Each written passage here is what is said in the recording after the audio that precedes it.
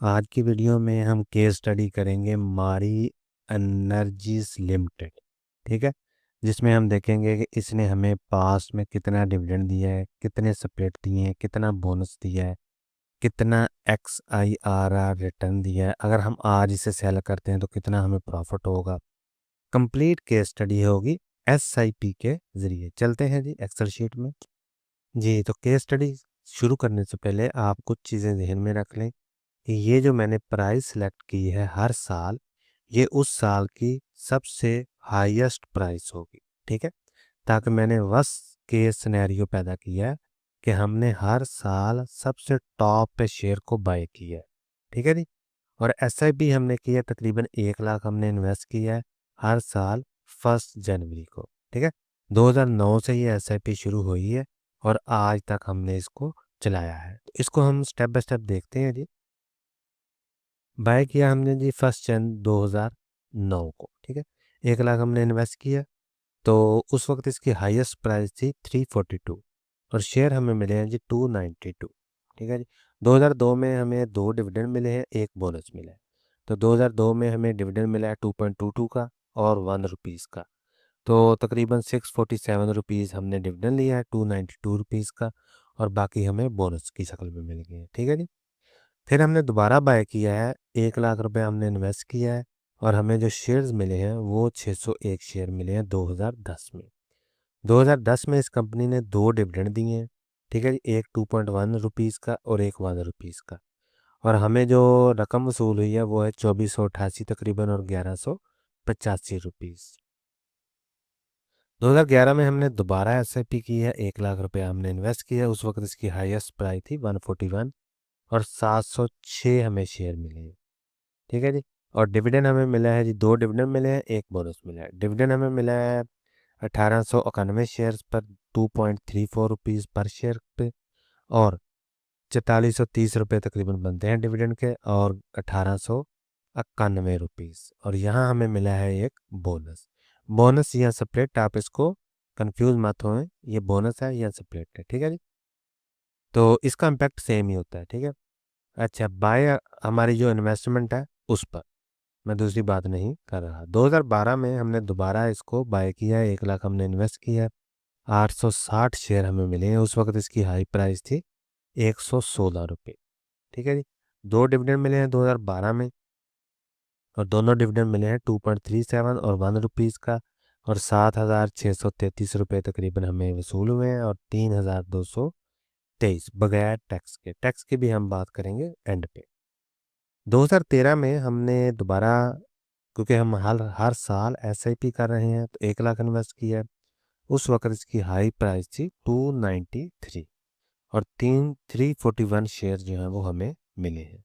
तो 2013 में हमें 2 डिविडेंड मिले हैं, दोनों तकरीबन 9,000 रुपया और 3,500 रुपया।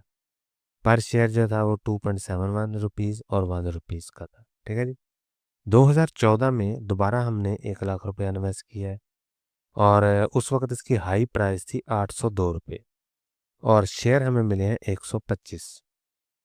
2014 में इस कंपनी ने 2 डिविडेंड दिए हैं और एक बोनस दिया है। डिविडेंड जो दिया है वो 2.78 रुपीज़ पर शेयर और 1 रुपया पर शेयर, और तकरीबन हमने 10,000 और 3,500 रुपया डिविडेंड की मद में वसूल किया है। यहाँ हमें बोनस मिल गया और हमारे शेयर बढ़ के हो गए हैं 4427। दोबारा हमने एसआईपी की 2015 में, 1 लाख रुपया इन्वेस्ट किया, 138 शेयर हमने खरीदे, हाईएस्ट प्राइस थी 722। ठीक है जी, तो हमारे जो शेयर हैं वो बढ़ के हो गए 4565। तो हमें 2 डिविडेंड मिले 2015 में दोबारा। पहला जो डिविडेंड है वो 3.72 रुपीज़ का मिला और दूसरा 1.5 रुपीज़ का मिला। तो 16,000 तकरीबन 17,000 और तकरीबन 7,000 रुपया हमने डिविडेंड की मद में लिया। आगे चलते हैं जी, 2016 में, जनवरी 2016 में हमने दोबारा 1 लाख रुपया इन्वेस्ट किया, 1475 उस वक्त इसकी हाईएस्ट प्राइस थी। ठीक है जी, और हमें शेयर जो मिले हैं वो 68 शेयर मिले हैं। 2016 में दोबारा हमने 2 डिविडेंड जो है वो वसूल किए हैं, एक 3 रुपये का पर शेयर और एक 2.1 रुपीज़ पर शेयर, और हमें जो डिविडेंड टोटल वसूल हुआ वो 13,000 और तकरीबन 9,730। 2017 में हमने दोबारा 1 लाख रुपए इन्वेस्ट किया है, 1859 इस वक्त इसकी हाईएस्ट प्राइस थी 2017 में। और हमें जो शेयर मिले हैं वो 54 मिले हैं। 2017 में दोबारा इस कंपनी ने 2 डिविडेंड दिए हैं, एक 3 रुपीज़ का, एक 2.2 रुपीज़ का, और तकरीबन हमने 14,000 और 10,000 रुपया वसूल किए है। दोबारा हमने 2018 में इन्वेस्टमेंट की है 1 लाख रुपए की। उस वक्त इसकी हाईएस्ट प्राइस थी 1,669। ठीक है जी। और हमें जो शेयर मिले हैं वो 60 मिले हैं। तो टोटल हमारे शेयर्स हो गए 4,747। और इस कंपनी ने 2018 में 2 डिविडेंड दिए हैं, एक बोनस दिया है। ठीक है। तो बोनस के बाद हमारे शेयर हो गए 5,222। और यहाँ हमें दोबारा डिविडेंड मिला है। ठीक है जी।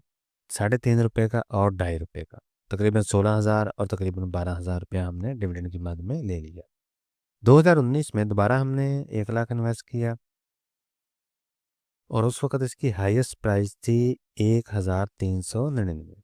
ठीक है जी। 71 शेयर हमें मिले, 2 डिविडेंड और एक बोनस इस कंपनी ने उस वक्त अनाउंस किया, 4 रुपये का डिविडेंड और 2 रुपये का डिविडेंड। ठीक है। 21,000 और 10,000 या 11,000 कह लें आप, आपने डिविडेंड की मद में ले लिया। इसी तरह 2020 में हमने दोबारा 1 लाख रुपया इन्वेस्ट किया। उस वक्त इसकी हाईएस्ट प्राइस थी 1504। ठीक है जी। और 66 शेयर जो हैं वो हमें मिले। और 2020 में इस कंपनी ने 2 डिविडेंड दिए हैं, एक 4.1 रुपीज़ का पर शेयर और एक 2 रुपीज़ पर शेयर। तकरीबन 24,000 और 11,000 हमने डिविडेंड लिए है। इसी तरह आगे चलते हैं। 2021 में हमने दोबारा एसआईपी की 1 लाख रुपए की। ठीक है जी। उस वक्त इसकी हाईएस्ट प्राइस थी उस साल 1,807 रुपये। 55 शेयर हमें मिले हैं और 5,943 हमारे पास शेयर हो गए हैं। इस पे हमें 3 डिविडेंड दिए हैं इस कंपनी ने, 6 रुपये का, 60 रुपये का और 75 रुपये का। तो यहाँ देखें कितना बड़ा गैप आ गया।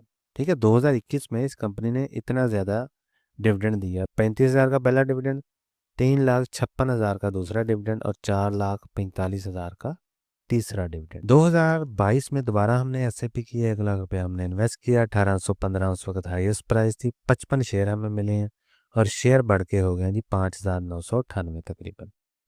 ठीक है। 62 रुपीज़ का डिविडेंड दिया है और दूसरा दिया है 62 रुपीज़ पर शेयर, और 3,71,000 हमने डिविडेंड की मद में ले लिया।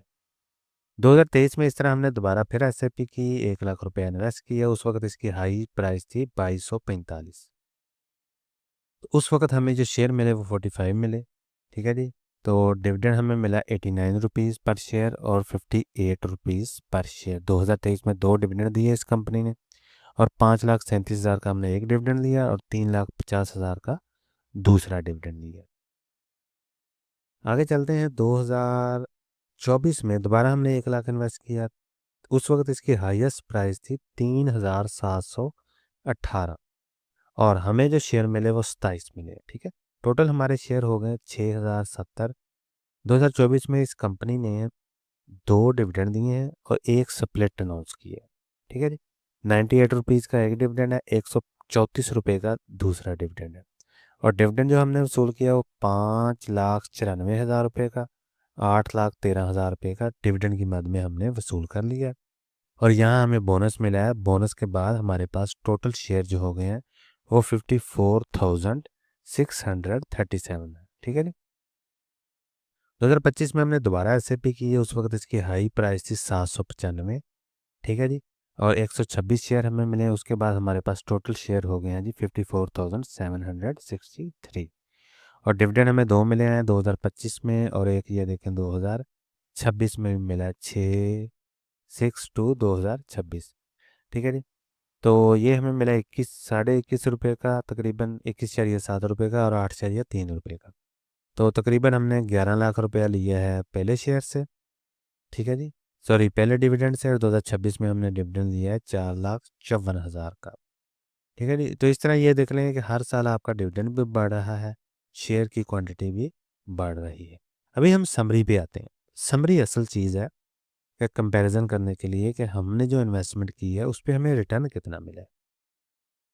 तो इसको स्टेप बाय स्टेप पढ़ते हैं। ये देखें, रिटर्न समरी है 1 जनवरी 2009 से 7 फरवरी 2026। आप तक जब वीडियो पहुंचे हो सकता है डेट वगैरह चेंज हो, तो वो आपने इग्नोर कर देनी है। टोटल शेयर हमारे पास हो गए आज तक 54,000 तकरीबन 763। ठीक है, प्राइस है 7 फेब को तकरीबन 700 रुपया होगी इसकी। और अगर हम इसको बेचते हैं 7 फेब को फॉर एग्जांपल, तो हमारे पास जो टोटल वैल्यू आएगी वो आएगी 3,83,00,000 रुपया तकरीबन। ठीक है जी। हमने कितनी इन्वेस्टमेंट की है कॉस्ट बेसिस, यानी हमारा कितना पैसा, कितनी मनी हमारी जो है वो इन्वेस्टमेंट हुई है, तो तकरीबन 17 लाख की हुई है। क्योंकि हमने 17 SIP की हैं, हर साल हमने 1-1 लाख रुपया डाला है, तो तकरीबन 17 लाख रुपया हमने इन्वेस्ट किया है। अनरियलाइज्ड प्रॉफिट, अनरियलाइज्ड प्रॉफिट का क्या मतलब है कि अगर हम इस शेयर को आज अगर हम बेचते हैं तो हमारे पास जो प्रॉफिट आएगा वो कितना आएगा, वो तकरीबन 3,66,00,000 का आएगा। ठीक है जी। और 2,156% टोटल रिटर्न होगा। ठीक है, ये वाला। अच्छा, डिविडेंड की मद में हमने आज तक कितना पैसा वसूल किया, हमने कितना लगाया 17 लाख। डिविडेंड की मद में हमने तकरीबन 57 लाख रुपया जो है वो रिसीव कर लिया है। ठीक है जी, ये आप देख सकते हैं। यानी 17 लाख हमने लगाया, वो भी हर साल SIP करते हुए 1-1 लाख रुपया। और डिविडेंड की मद में हमने आज तक तकरीबन 57 लाख रुपया जो है वो रिसीव कर लिया है। तो ये टोटल गेन है। टोटल गेन कैसे मैंने कैलकुलेट किया कि डिविडेंड प्लस अनरियलाइज्ड प्रॉफिट, यानी आज अगर हम इस शेयर को सेल कर देते हैं तो डिविडेंड और अनरियलाइज्ड प्रॉफिट को मिला के तकरीबन 4,24,00,000 रुपया हमने इस कंपनी से कमा लिया होगा। आगे आप बात करते हैं IRR की। IRR बड़ी अहम चीज़ है। यानी फॉर एग्जांपल यहाँ हो सकता है मैं अगर कास्ट को बढ़ा दूँ, यानी 34 लाख इन्वेस्ट किया होता मैंने हर साल, यानी 2 लाख किया होता या हर साल 5 लाख किया होता, तो यहाँ हो सकता है वैल्यू चेंज हो जाती। लेकिन असल चीज़ है ये XIRR रिटर्न एनुअलाइज बेसिस पे। तो ये कंपनी एनुअलाइज बेसिस पे तकरीबन 33.20% का रिटर्न दे रही थी अगर हम इस कंपनी में SIP करते हर साल। तो आप अंदाज़ा कर लेंगे 2009 से लेकर 2026 तक एनुअलाइज रिटर्न जो इसका बनता है वो 33.20% बनता है। आगे हम बात करते हैं टैक्स की। ठीक है जी। टैक्स मैंने यहाँ पे इसलिए नहीं ऐड किया कि ये कैलकुलेशन और कॉम्प्लिकेशन जो है वो कॉम्प्लिकेटेड हो जानी थी। ठीक है, तो डिविडेंड पे यूजुअली पाकिस्तान में 15% ही टैक्स होता है, और दूसरा टैक्स चेंज होता रहता है, बाद का ज़्यादा कम है, डाटा जो कलेक्ट करना है वो बहुत मुश्किल है। तो मैंने एज्यूम किया कि 15% टैक्स है डिविडेंड पे। तो डिविडेंड फॉर एग्जांपल 57 लाख का है, तो 8,60,000 रुपया हमारा टैक्स की मद में चला गया, और पीछे जो रकम बची वो 48 लाख रुपया तकरीबन बना है आफ्टर टैक्स। तो फिर भी अच्छा है, यानी 17 लाख हमारी इन्वेस्टमेंट है, 48 लाख का तो हमने सिंपल सिंपल डिविडेंड ही ले लिया है। ठीक है जी। यहाँ हम बात करते हैं अनरियलाइज्ड प्रॉफिट, यानी आज अगर हम इसको सेल करते हैं तो हमारे पास कितना प्रॉफिट आता है। तो तकरीबन 3,66,00,000 हमारा प्रॉफिट आया है। टैक्स हमारा कटा है 55 लाख। इसको भी हम अज्यूम कर लेते हैं कि 15% टैक्स है अगर हम इसे सेल करते हैं। तो फिर भी हमारे पास जो रकम बचती है वो 3,11,00,000 रुपया है तकरीबन। ठीक है जी। इन दोनों को जमा करेंगे तो तकरीबन 3,60,00,000 रुपया हमारा टोटल एक्चुअल नेट गेन होगा, जो कि टैक्स कटने के बाद होगा। ठीक है जी। इसका मैंने XIRR नहीं निकाला, मैंने निकाला है टैक्स के बगैर। तो ये था जी केस स्टडी मारी एनर्जी लिमिटेड की, जिसमें हमने देखा है कि इसने डिविडेंड कितना दिया है, बोनस कितना दिया है, और हमने 2009 से लेके आज तक इसमें हर साल 1-1 लाख रुपया इन्वेस्ट किया है, और अपनी रिटर्न को जो है वो चेक किया है कि हमें कितना रिटर्न जो है वो मिलेगा। क्योंकि अल्टीमेटली तो हमारा बेनिफिट है कि हमें क्या मिलेगा एज अ इन्वेस्टर। ठीक है जी। तो ये सबसे अहम चीज़ है XIRR, यानी एनुअलाइज रिटर्न कितने परसेंट बनता है। ये अगर 15-16 से ऊपर है तो बेस्ट है कंपनी। ठीक है जी। इससे नीचे जाता है तो इसका मतलब कंपनी में प्रॉब्लम रही है पिछले सालों में। तो आप देख सकते हैं कि लॉन्ग टर्म में अगर हम इन्वेस्ट करते हैं किसी भी कंपनी में तो उसके कितने अच्छे रिजल्ट जो है वो निकलते हैं। ज़रूरी नहीं है कि इसकी बेसिस पे ये कंपनी आगे भी ऐसे ही परफॉर्म करे, लेकिन हिस्ट्री में हम देख सकते हैं कि जो कंपनियां अच्छी परफॉर्म कर रही होती हैं वो फ्यूचर में भी तकरीबन अच्छी ही परफॉर्म करती हैं।